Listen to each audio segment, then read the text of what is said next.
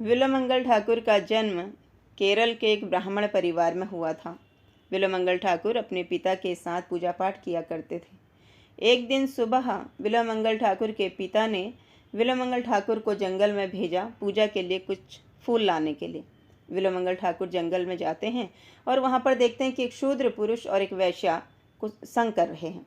तो विल्वमंगल ठाकुर उस वैश्या का संग करने का चिंतन करने लगे। उसके प्रति उस वैश्या के प्रति आसक्त हो गए। उस वैश्या का नाम था चिंतामणि। तो रोज विल्वमंगल ठाकुर जंगल में जाते और उस वैश्या का संग करते। तो धीरे धीरे समय बीत रहा था। एक दिन विल्वमंगल ठाकुर के पिता बहुत बीमार पड़ गए और उनकी मृत्यु हो गई। अब उस वैश्या ने सोचा कि पिता की मृत्यु हो गई है, आज थोड़ी विल्वमंगल ठाकुर आएगा, तो वह सो गई। और इधर विल्वमंगल ठाकुर बहुत परेशान था चिंतामणि से मिलने के लिए। जो पंडित पिता की मृत्यु का क्रियाक्रम कर रहे थे, विल्वमंगल ठाकुर उनको बोलते हैं जरा जल्दी जल्दी करो। तो जल्दी जल्दी क्रियाक्रम पूरा होते होते अंधेरा हो गया। वर्षा भी बहुत तेज होने लगी। लेकिन ऐसे मौसम में भी विल्वमंगल ठाकुर घर से निकल गया उस वैश्या चिंतामणि नामक वैश्या से मिलने के लिए।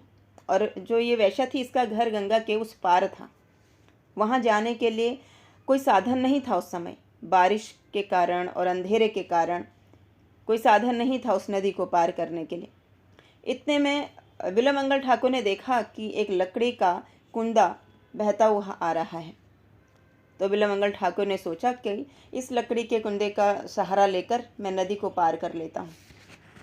वह उस लकड़ी के कुंदे के सहारे नदी के पार चला गया। तो और अब देखता है कि जो चिंतामणि है, जो वैश्या है, वो तो ऊपर वाले फ्लोर पे रहती है। ऊपर तक कैसे पहुंचा जाए, क्योंकि बारिश बहुत तेज़ थी और अंधेरा हो चुका था। अब गेट उसके लिए कौन खोलेगा।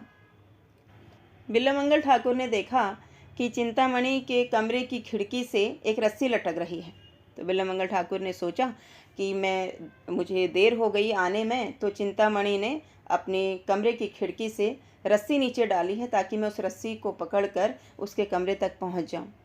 और ऐसा ही किया। विल्वमंगल ठाकुर उस रस्सी को पकड़कर चिंतामणि के कमरे में पहुंच गए। चिंतामणि विल्वमंगल ठाकुर को देखकर हैरान हो गई। उसने पूछा, तुम यहाँ कैसे आई इतने खराब मौसम में? तो विल्वमंगल ठाकुर ने कहा कि तुमने खिड़की से रस्सी डाली थी, उसी के सहारे में ऊपर आ गया। वैश्या ने देखा, खिड़की से तो मैंने कोई रस्सी डाली नहीं थी।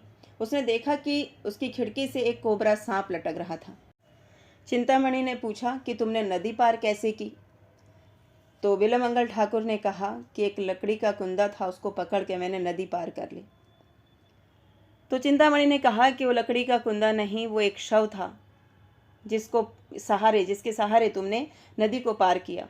और ये जो मेरी खिड़की से जिसको रस्सी समझकर तुम मेरे कमरे तक पहुँचे हो, ये रस्सी नहीं, ये कोबरा सांप है। चिंतामणि ने कहा कि तुमको मेरे लिए इतनी तड़प कि तुम सांप को रस्सी समझ रहे हो और तुम्हें शव को लकड़ी का कुंदा समझ रहे हो। अगर ये इतनी तड़प तुम्हें भगवान के लिए होती, तुम्हें भगवान मिल गए होते। तो उसी समय तुरंत विल्वमंगल ठाकुर वृंदावन के लिए प्रस्थान कर गए। और इतना सुंदर सुंदर रचना उन्होंने किया कि सोचो, उस वैश्या के एक बार बोलने की देर थी, उनका पूरा जीवन पलट गया। ऐसा तब होता है जब मनुष्य के जीवन में सुकृतियाँ जागृत होती हैं। विल्वमंगल ठाकुर पिछले जन्म में एक साधु थे। उनका सिर्फ यही कार्य था कि भागवत कथा करते थे, लोगों को प्रसाद खिलाते थे। एक बार प्रसाद की व्यवस्था न होने के कारण वह भिक्षाटन के लिए चलते चलते शमशान में पहुंच गए। वहां देखा कि एक राजा की पुत्री की मृत्यु हो गई। उसके शरीर पर बहुत सारे गहने सजाए गए थे। साधु सोचने लगा कि शरीर जलेगा मगर गहने तो नहीं जलेंगे। जब वहां से राजा का परिवार चला गया तो साधु उस स्थान पर गए जहां पर उस लड़की को जलाया गया था, गहने लेने की इच्छा से। तो जैसे गहने लेने लगे तो लड़की बोली, तुम मेरे घर जाओ, मेरे पिता को बोलना मेरे बिस्तर के नीचे बहुत से गहने रखे हैं, वो तुम ले लेना। तो साधु राजा के घर गया और साधु ने राजा को बोला कि उनकी बेटी ने मुझे कहा है कि उसके बिस्तर के नीचे बहुत सारे गहने हैं और तुम मेरे पिता से मांगोगे तो वे तुम्हें दे देंगे, क्योंकि तुमने ये जो गहने हैं धर्म के कार्य में लगाने हैं। तो राजा ने वो सारे गहने उस साधु को दे दिए और साधु ने उन गहनों को बेचकर उसके जो पैसे मिले उसे भागवत कथा करी और प्रसाद बांट दिया। पैसा कम पड़ गया। फिर साधु गया शमशान, उस लड़की के हीरों का हार लेने लगा। तो तब लड़की ने उसे श्राप दे दिया कि मेरे मना करने के बाद भी तुम नहीं मान रहे हो। मैंने मना किया था कि मेरे ये गहने नहीं लेना। अगले जन्म में तुम स्त्रियों से आसक्त रहोगे। अब इतने बड़े सन्यासी भाव की स्थिति में थे, उनको श्राप मिल गया। और जब उनके श्राप की अवधि समाप्त हुई तो उस समय चिंतामणि के ये शब्द समझ में आ गए। और जब वृंदावन के लिए निकले तो रास्ते में एक ब्राह्मण के घर में रुके। वहाँ पर भोजन किया, विश्राम किया। वहाँ ब्राह्मण की पत्नी को देखकर फिर मन में विचार आने लगे। तो ऐसा विचार आते ही उसे अपनी गलती का एहसास हुआ और वह तुरंत ब्राह्मण की पत्नी के पास जाकर बोला कि आप मुझे अपने बालों की 2 पिन दे दीजिए। पिन लेते ही वह पिन उस साधु ने अपनी दोनों आंखें फोड़ ली। उन 2 पिनों को लेकर अपनी आंखों में डाल दिया और अंधा हो गया। दोनों आंखें फोड़ ली और वह सोचता कि मैं प्रयत्न कर रहा हूँ भगवान का भक्त बनने की, मगर मेरी ये दोनों आंखें मुझे संसार में डाल रही हैं। इस संसार की भोग की वस्तुओं में मुझे फंसा रही हैं। मेरे और कृष्ण के बीच में आने वाली ये दोनों आंखें ही हैं। मैं इनको ही फोड़ देता हूँ। तो भगवान का भजन करते हुए वृंदावन पहुँच गया। तो गिरते पड़ते वृंदावन पहुँचे। कृष्ण तो अति कृपालु हैं। जो पूर्ण रूप से कृष्ण को अपना मान लेते हैं तो फिर कृष्ण उनका ध्यान रखते हैं।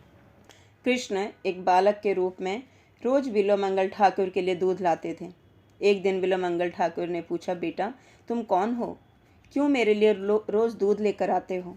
कृष्ण बोले, बाबा मैं ब्रजवासी हूँ, गाय चराने के लिए आता हूँ। मैं देखता हूँ कि आप भूखे होते हो तो इसलिए मैं दूध लेकर आता हूँ। ऐसा ही चलता रहा। काफ़ी समय तक भगवान श्री कृष्ण बालक रूप में आते और बिल्वमंगल ठाकुर को दूध पिलाते।